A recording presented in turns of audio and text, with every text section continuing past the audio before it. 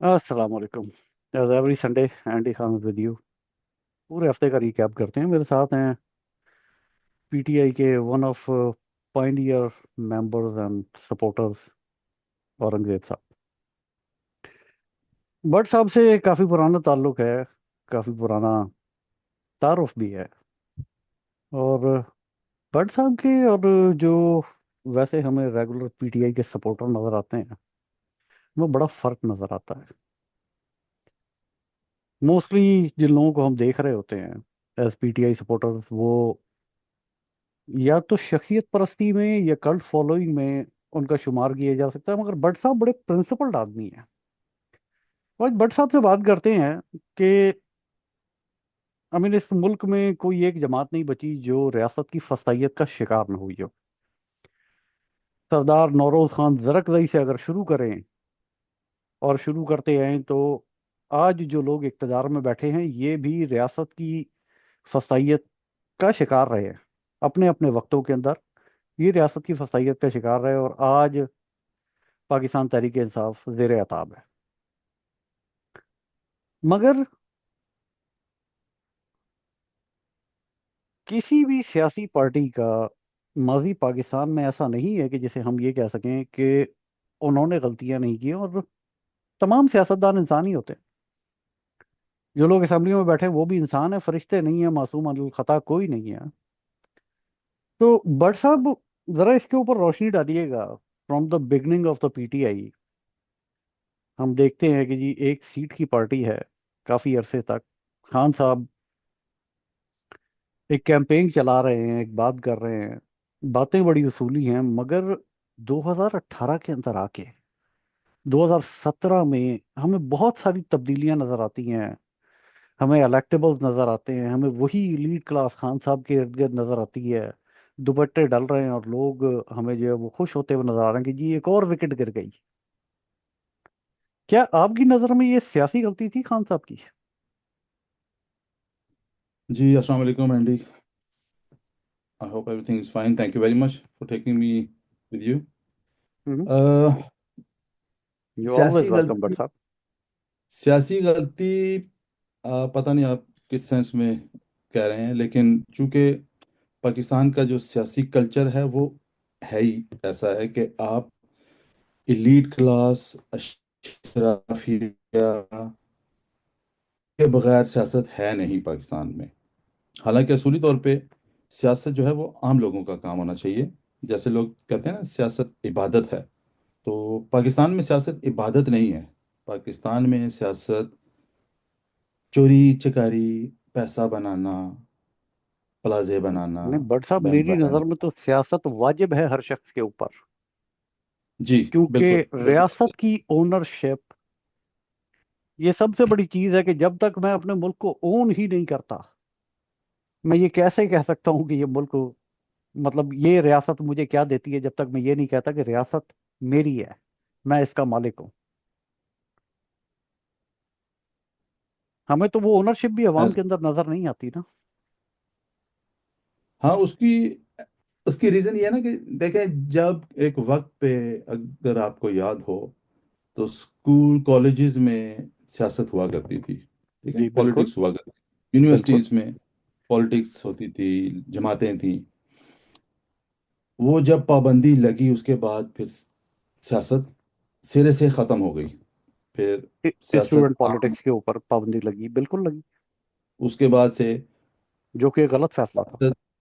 हाँ, क्योंकि जब आपने वो पाबंदी लगा दी जनरेशन के ऊपर कि आप सियासत में आ ही नहीं सकते, तो फिर सियासत में कौन आएगा?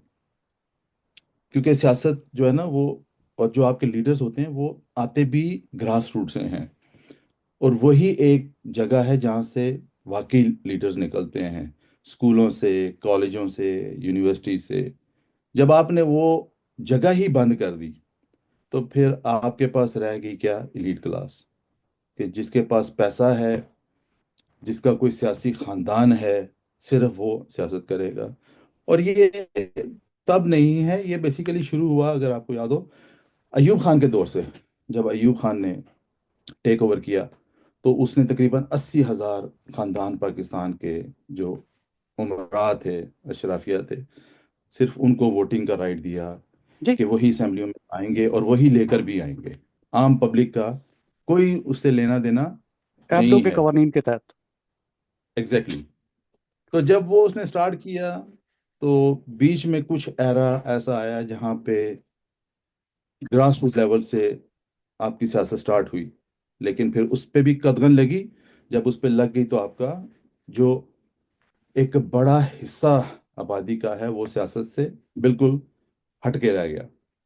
तो उसके बाद सियासत रह गई एक, आप कह लें कि अशराफिया की के घर की रखेल बन के। और आप आज तक देख लें वही है। लेकिन इसमें बाद में मैं समझता हूँ कसूर है आम लोगों का ना, कि अक्सर हम्म। मैं कहता हूँ कि मोहल्ले का जो सबसे बड़ा गुंडा होता है उसे वो हम सब काउंसलर बनाते हैं। वो सबसे मुअज़्ज़ज़ हो जाता है।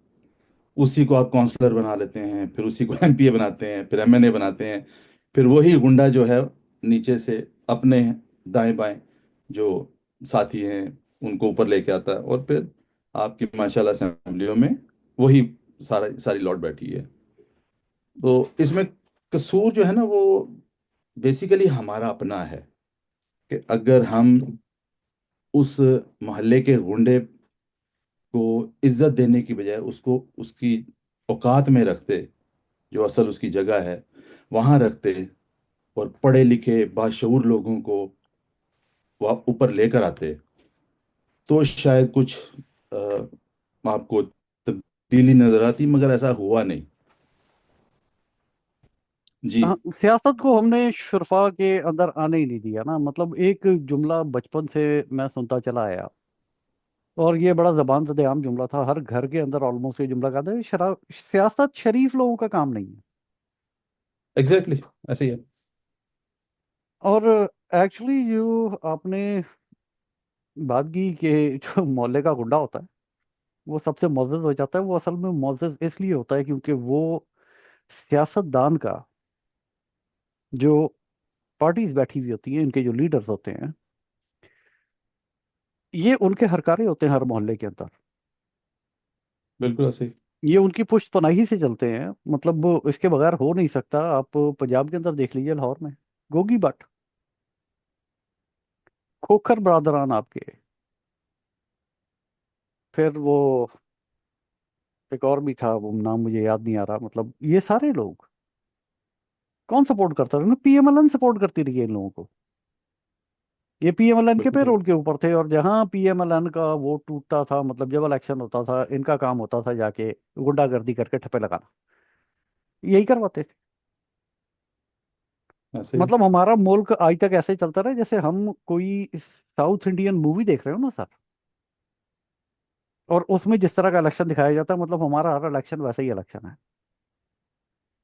Hmm. I am sorry to say that. बिल्कुल मगर सही। हमारा मुल्क ऐसे चल रहा है जैसे साउथ इंडियन मूवी चल रही है कोई। मतलब गुंडे बदमाश जो हैं उनका माशरे के ऊपर राज है, और आम आवाम जो है वो जूतियां खा रही है। अब गिवन द करंट सिनेरियो, 26वीं तरमीम तो ऑलमोस्ट मे बी के अनदर आवर और पास हो जाएगी। सेनेट से तो ऑलरेडी पास हो गई है। फैसल वाडा जी। बीइंग फैसल वाडा, एस्टेब्लिशमेंट का एजेंट, वो मतलब सेनेट से तो पास करवा ही लाया वो। गोइंग फॉरवर्ड ये मुझे कौमी असम्बली से ही पास होती हुई नजर आ रही है। अब इसके अंदर एक बड़ी मजे का खेज चीज हुई है, ये जो अदालतों के निज़ाम को, मतलब ये कुछ तीसरी दफा है पिछले 2 सालों के अंदर कि हम अदालतों के अंदर अकाड़ पिछाड़ करने में लगे हुए हैं। उखाड़ पिछाड़ हम किए चले जा रहे हैं। कभी हम मतलब जज लगाने का तरीका बदलते हैं, फिर हम जज के इख्तियारात को बदलते हैं, फिर हम जज लगाने का तरीका बदलते हैं। मतलब बीच में 2 दफा तो हम इख्तियारात का ही जो है वो बंतर बांट जो है वो उसको आगे पीछे करते हैं। Sir how do you see कि बीइंग अ पॉलिटिकल वर्कर, आप कैसे देखते हैं कि ये जो कुछ जिस तरह से किया जा रहा है, ये जिस तरह से आईनी तरमीमें इस मुल्क के अंदर की जाती हैं, क्या ये सही तरीका है? आईनी तरमीम की बात अगर करें तो ऑब्वियसली सही तो नहीं है। लेकिन देखें, इसके पीछे कौन है आप भी जानते हैं, मेजोरिटी पाकिस्तान के लोग जानते हैं। मुक्तदरा। सर मैं तो खुल के कहता हूँ मुक्तदरा है इसके पीछे। मुक्तदरा, आप मुक्तदरा कहते हैं, मैं तो खोल के फौज कहता हूँ। फौज। बस इशारा दोनों का एक ही तरफ है सर। काबिज जो लोग हैं इस मुल्क के हाँ, ऊपर। दो इशारा, इशारा एक ही तरफ है, लेकिन अगर आप खुल के नाम, जैसे अक्सर लोग नहीं लेते हैं, वो जैसे कहते हैं नहीं जी, आप इंस्टीट्यूशन के बारे में नहीं कह सकते, आप ये क्यों नहीं कह सकते भाई? इंस्टीट्यूशन क्या युगंडा का इंस्टीट्यूशन है? ये फौज क्या युगंडा की है? पाकिस्तान नहीं की सर। फौज है ना। नहीं नहीं। ये फौज का पाकिस्तान है। मतलब युगांडा हाँ, की फौज है, वही। ये फौज का पाकिस्तान है। दैट्स हाउ वी हाँ, सी इट। बिल्कुल। तो इस मुल्क में तो जैसे भी मैंने आपको अभी अयूब खान की मिसाल दी थी ना, तो 77 साल से तो अ, अगर आप देखें, तो 77 साल से इस मुल्क पे कौन हुकूमत कर रहा है? फौज। नहीं लोग कहते फौज हैं ही ना कर नहीं रही नहीं, है, फौज आज भी कर रही है। आज भी कर रही है। देखें, 77 साल में से जो लोग कहते हैं ना नहीं जी, वो तो 30-35 साल फौज ने हुकूमत की है, नहीं, ऐसा नहीं है। नहीं झूठ है। तीस झूठ है। पैंतीस साल तो फौज ने डायरेक्ट हुकूमत की है ना। बाकी जो 30-35 साल हैं वो इनडायरेक्ट हुकूमत की है। 19 सितंबर 1947 से लेकर आज तक इस मुल्क के इक़्तिदार के ऊपर फौज काबिज है। मैं ये टेबल बजा के कह सकता हूँ सर। बिल्कुल, बिल्कुल फौज। लेकिन जो लोग कहते हैं ना नहीं नहीं, आप फौज की बात ना करें, ये तो ऊपर दो जर्नैल हैं। भाई अगर ऊपर दो जर्नैल हैं, तो इतनी बड़ी फौज इन दो जर्नैल की बात सुनती क्यों है? क्या वो नीचे वालों को नहीं पता कि हो क्या रहा है? तो जैसे कायद आजम ने कहा था ना कि armed forces are the servant of the people, लेकिन यहाँ पर तो उलट हो गया सारा कुछ। यहाँ पे तो मुझे लगता है ये हो गया है कि people are the servant of armed forces. Sir मैं आपको एक मजे की बात बताता हूँ। तो अभी तक वही चल रहा जब एक कैडेट जो है वो पहुंचता है पाकिस्तान मिलिट्री एकेडमी काकूल के अंदर, तो उसके हाथ में एक किताब दी जाती है जिसे कहते हैं ग्रीन बुक। सारा करिकुलम इस ग्रीन बुक में से ही निकल रहा होता है। ये बेसिकली जो उस कैडेट ने अपना टाइम गुजारना है पीएमए के अंदर, ये उसकी गाइड बुक है। अब मेरे पास इसकी एक कॉपी पड़ी हुई है, मैं आपको भेज देता हूँ ईमेल करके। इसके छठे पेज के ऊपर आपको डीएचए का इश्तेहार मिल जाएगा। मतलब आप बंदे को घुसते साथ ही डीएचए के प्लॉट दिखाने शुरू कर देंगे। तो उसने फिर मेरी सुननी है या जर्नैलों की सुननी है, वो तो अपने प्यो की नहीं सुनता। है। एग्जैक्टली exactly, ऐसे ही है। अब ये जो देखें, ये कितना वो हकीकतें हैं जो हमारी अजीब आवाम को मजाक, नहीं पता। अजीब सा जो मजाक पाकिस्तानियों के साथ पिछले 77 साल से लगाया हुआ है ना, कि जी जो फौज में भर्ती होता है वो शहादत के जज्बे से फौज में भर्ती होता है, कि वो शहीद होगा। भाई शहीद होगा, ठीक है। और फिर कहते हैं जी कि माओ के लाल इतने शहीद हो रहे हैं, उनका आपको एहसास नहीं है। तो भाई मैंने और आपने तो नहीं कहा ना कि जाएं आप फौज में, कोई जबरदस्ती तो नहीं है। क्या जबरदस्ती कोई भेजता है किसी को फौज में? आप अपनी चॉइस से जाते हैं। सर अपनी व्हेन चॉइस यू से आर गोइंग जाते हैं, बाय मगर योर चॉइस, देन वो यू कैन एक नॉट। एक फारसी का मुहावरा है ना कि नमक की कान में जो जाता है वो नमक बन जाता है। बिल्कुल ऐसे ही। तो इस फौज में जो जाता है ना सर, वो फिर इसका ही हिस्सा बन जाता है, वो इससे बाहर नहीं आता। मैंने आपको कहा ना कि अगर पीएमए की ग्रीन बुक के छठे पेज के ऊपर आपको डीएचए का इश्तेहार मैं दिखा दूं, तो फिर उसके बाद अगर फौजी जाते साथ ही पहले दिन प्लॉट देखने शुरू कर दे और उसे प्लॉट लग जाए, तो सर वो तो प्यो की अपने बाप की भी नहीं सुनता, तो उसने इस कौम की क्या सुननी है? और फिर उसने यही करना है जो कुछ वो कर रहे हैं। मतलब इसकी एग्जांपल बिल्कुल। मैं ऐसे देता हूँ कि अगर चमन बॉर्डर के चेक पोस्ट के ऊपर एक ट्रक पास होने की रिश्वत जो है वो 8 लाख रुपए है, तो वो कोई कैप्टन या कोई मेजर खड़ा होकर नहीं ले रहा। वो एक सिपाही या एक हवलदार वहां खड़ा हुआ है जो वो रिश्वत पकड़ता है और मेजर साहब की डेस्क के ऊपर ले जाकर रखता है। मेजर साहब उसमें से बकायदा उस सिपाही का या उस हवलदार का एक हिस्सा है उसके अंदर। उसमें से एग्जैक्टली। मेजर साहब का भी एक हिस्सा है, और वो मेजर साहब से फिर वो कर्नल साहब को, और ऊपर जो है वो ब्रिगेडियर साहब को, और फर्दर ऑन वो ट्रांसफर होता चला जाता है। उसमें सबका हिस्सा है, जितना बड़ा रैंक उतना बड़ा हिस्सा। तो खाते तो सब ही हैं। वो एक शेर है ना कि शरीके जुर्म ना होते तो मुखबरी करते। ऐसा ही है ना सर? बिल्कुल ऐसे ही, ऐसे ही है। तो ये सारे शरीके जुर्म है, मतलब अब किसको किसको कहे? ये जो लोग हमें ये बताते हैं सोशल मीडिया के ऊपर बैठे हुए चंद एक हजरात हैं, वो ये कहते हैं कि नहीं जी आप शख्सियात की बात करें, इदारे के ऊपर आप ना जाएं, ये जो नीचे वाले हैं इसमें अच्छे लोग भी हैं। मुझे वो अच्छे लोग भी रिश्वत खाते हुए नजर आ रहे हैं। I am sorry to say that. बिल्कुल ऐसे ही। मगर ये पूरे इदारे को दीमक लग चुकी है। That's a sir, fact. In today's scenario, मतलब आईनी तरमीम भी हो जाएगी, कौमी असम्बली से पास भी हो जाएगी, तकरीरों का मुकाबला सारी रात शायद चलता रहे, फजर की नमाज के बाद वोटिंग हो जाए, सेनेट से ऑलरेडी पास हो चुकी है, एक शख्स अपने कुछ नाकर्दा गुनाहों की सजा भुगत रहा है। बिल्कुल ऐसे ही। How do you see?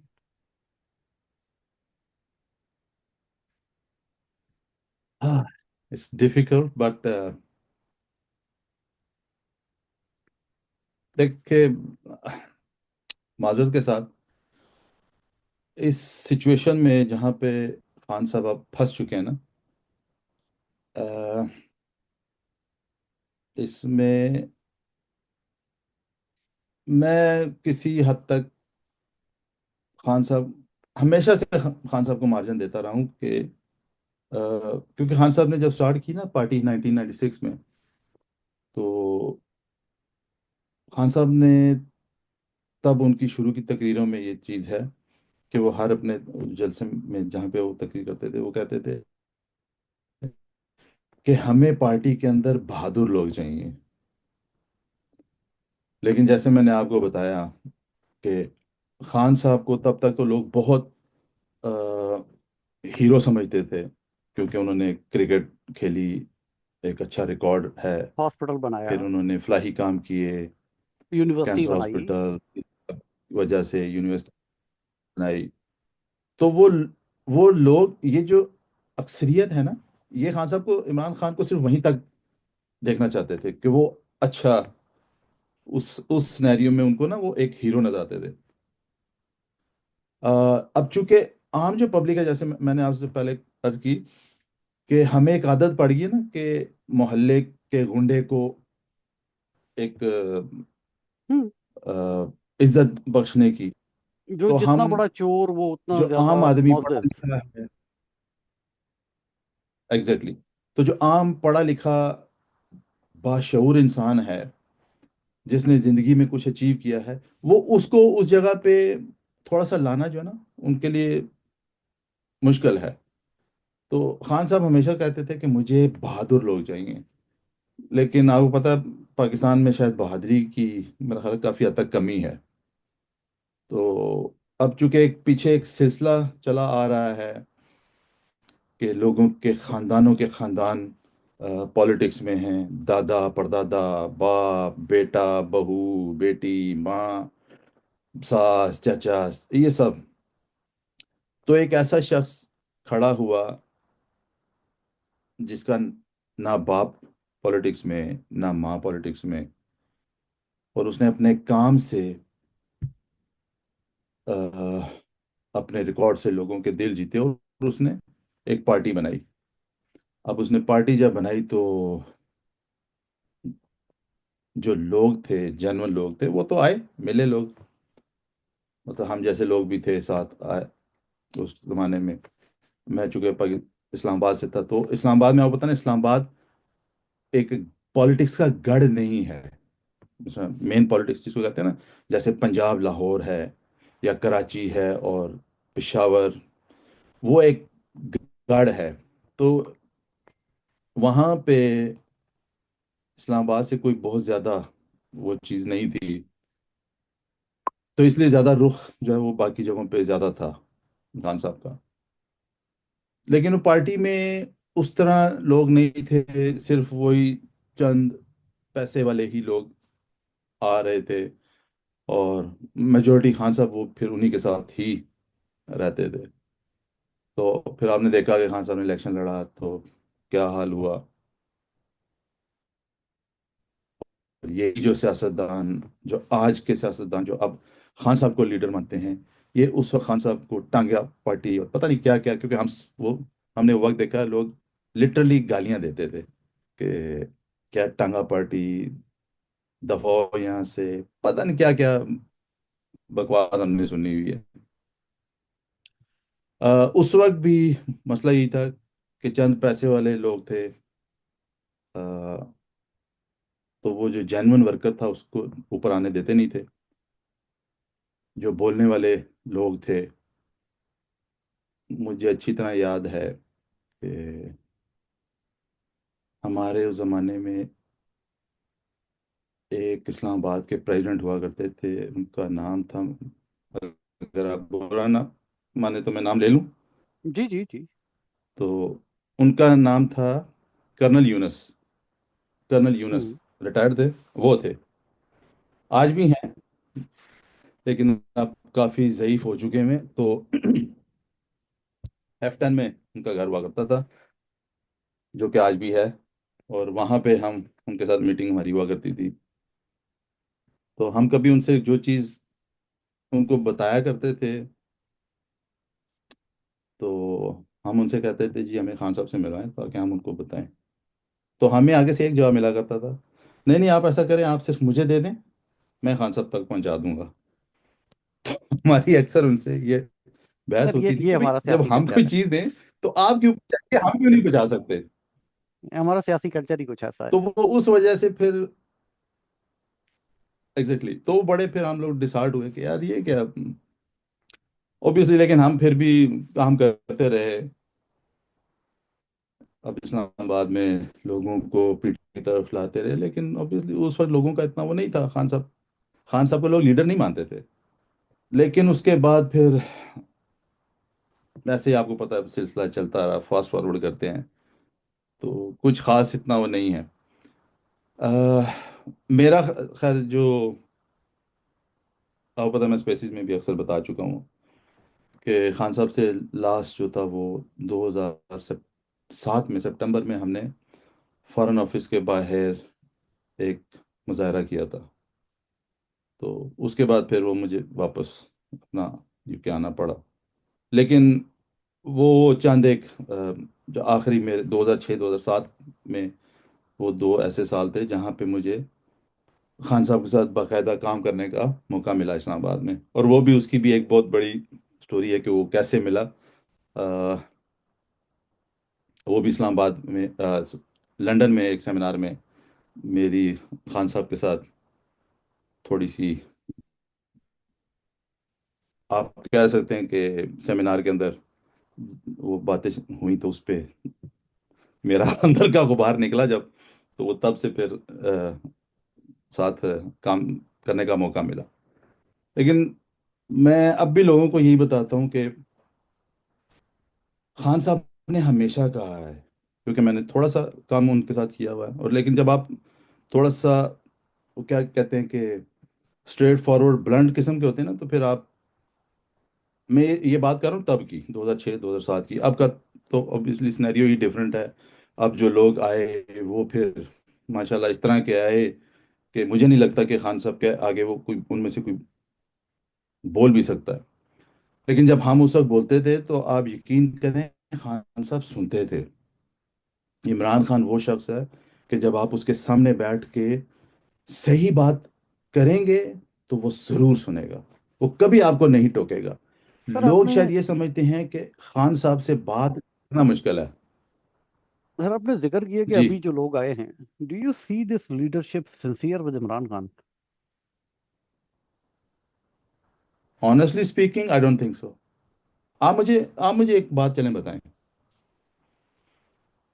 एक आदमी है जिसने 25 साल की सियासत में, 10 साल एक पार्टी में वो उसका लीडर रहा, फिर 5 साल एक पार्टी में फिर उसको लीडर मानता रहा, फिर 10 साल एक और पार्टी में फिर उसको लीडर मानता रहा, और उन पार्टियों में रह के वो खान साहब पे तनकीद भी करता रहा, पीटीआई वालों पे भी तनकीद करता रहा। अब वो पीटीआई में आके खान साहब को लीडर मान रहा है। आप समझते हैं कि ऐसा मुमकिन है? कि जब आप पहले किसी पार्टी के नहीं हुए, सर किसी मैं एक पहले किसी लीडर के सगे नहीं हुए, तो आप इमरान खान के सगे और पीटीआई के सगे कैसे हो सकते हैं? मैं चंद अल्फाज में इसका जवाब सिर्फ यूँ दूंगा कि वो शख्स मफाद परस्त है। तो बस is an opportunist, that's all he है। ये पीटीआई के जो लोग हैं उनको ये समझना पड़ेगा कि देखें, इसमें मैं बताऊं आपको कसूर खान साहब का नहीं है। चलें सब मैं इसलिए लीडरशिप कहता को हूं तो कि ये रखें, इमरान खान का कसूर। लीडरशिप को रखें एक जी। साइड के ऊपर। Should the people come out? क्या लोगों को बाहर निकलना चाहिए? लोगों को बाहर निकलना चाहिए बिल्कुल, लेकिन मुझे नहीं लगता कि लोग निकलेंगे बाहर।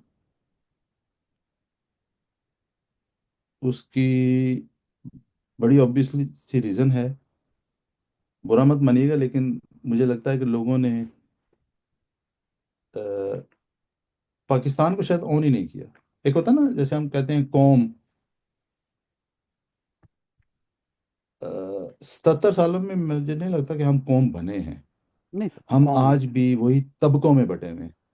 ये रेवड़ है। जैसे फौज ने, जैसे ईस्ट इंडिया कंपनी ने 47 से पहले लोगों को लड़ा के आपस में डिवाइड एंड रूल वाली गेम खेली ना, हम्म।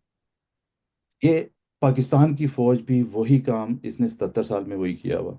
हाँ सर, वो वही तो मैं बलोच कहता को हूँ ना पठान कि से पठान को, पंजाबी से पंजाबी को, सिंधी से सिंधी को, महाजर से महाजर को कश्मीरी से, वो इन तबकात में बांटा हुआ है, ऐसे ऐसे बांटा हुआ है कि हम आज तक एक कौम बनने को तैयार नहीं है। सर इसका इसका अक्सर मैं मिसाल वो दिया करता हूँ ना कि एक रेवड़ है जिसका चरवाहा गुम गया और उसमें अजदहे छोड़ दिए गए। बिल्कुल ऐसे ही है।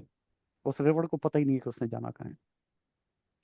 सर खान साहब का बिल्कुल ऐसे ही। मतलब क्या इस वक्त जो करंट लीडरशिप है इनको कोई यास्मीन राशिद नहीं मिलती पीएमएलएन के अंदर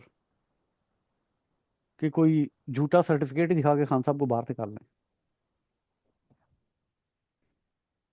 काश, काश ऐसा मुमकिन होता, लेकिन वो कोई डॉक्टर को सर्टिफिकेट बनाए वो और इमरान कोई खान है। कोई पीएमएलएन की यास्मीन राशिद जो है वो उसको लेके चली जाए मियाँ साहब के पास कि यार इन छੱਡ दियो। वो आपकी बात ठीक है, लेकिन ये इमरान खान है ना, ये मियां नवाज शरीफ नहीं है। ये फर्क है। अगर इस वक्त जेल में बैठा हुआ शख्स जिसका नाम इमरान खान है, अगर थोड़ी सी भी वो शरीफ खानदान वाली या जरदारी वाली कोई चीज़ होती, तो अभी तक मेरा ख्याल है 438 दिन गालबन हो गए, अगर मैं गलती पर नहीं हूँ, जेल में। तो वो कब का एक झूठा सर्टिफिकेट बन चुका होता। चलें सर इसको कंक्लूड करते हैं, we are almost out of time. अवाम को क्या पैगाम आप देना चाहेंगे? देखें, अवाम को जो पैगाम है वो वही है जो खान साहब का, कि देखें, खान साहब ने जेल में जाने से पहले एक पैगाम दिया था कि आपने घरों में नहीं बैठना, मुझे इंसाफ आपने दिलाना है। खान साहब को भी पता है कि अदलिया से इंसाफ नहीं मिलने वाला उनको, क्योंकि जो अदलिया में बैठे हुए जज हैं, माजरत के साथ, मैं इनको अदलिया नहीं कहता, ये सुप्रीम कोर्ट जिसको सारे कहते हैं ना, ये कोर्ट्स हैं। अफसोस से करना पड़ता है, ये वो कोठे हैं जहाँ पे बैठी तवाइफें अपनी कानून की दलाली कर रही अपने हैं। आका की मर्जी के, अब सॉरी, जहां पे बैठी तवाइफें कानून की दलाली कर रही हैं अपने आका की मर्जी पे। Exactly, exactly. क्योंकि अगर इस मुल्क में वाकई कानून नाम की कोई चीज़ होती, तो शायद जिस नहज पे ये मुल्क पहुंच चुका है, ये वहां पे ना पहुंचा होता आज। अगर सिर्फ कानून अ, अपना रास्ता बना रहा होता, या कानून इस मुल्क में थोड़ा सा होता।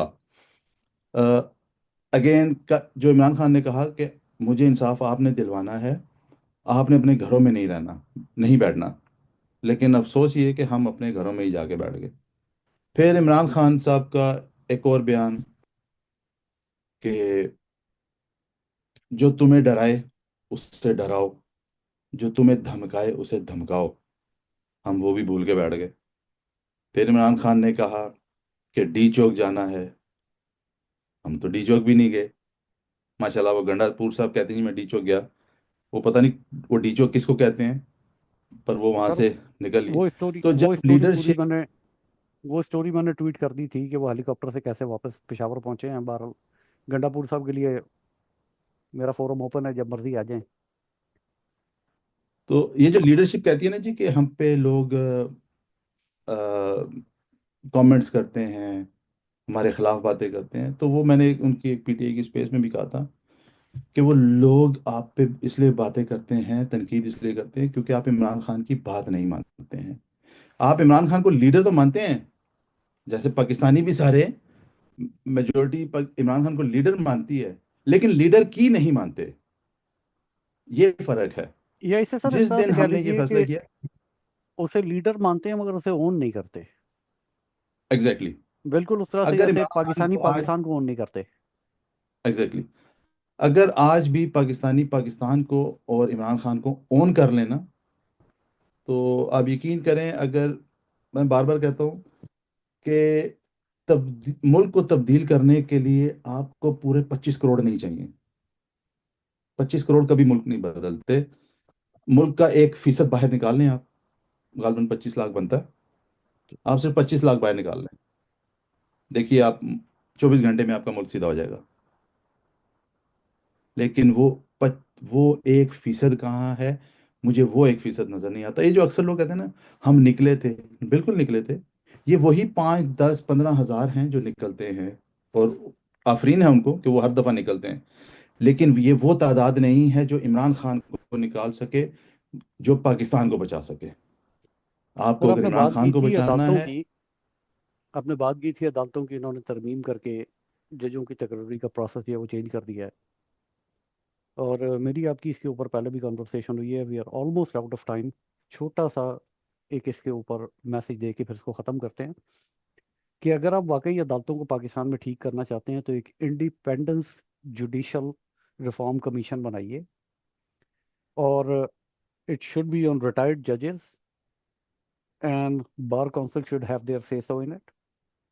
वो जो सिटिंग जजेस हैं इनके अंदर से जो ए पॉलिटिकल जजेस हैं उनको सेलेक्ट करें और then bring them to the ballot and let the people choose के इस मुल्क का सुप्रीम कोर्ट का जस्टिस, सुप्रीम चीफ जस्टिस कौन होगा।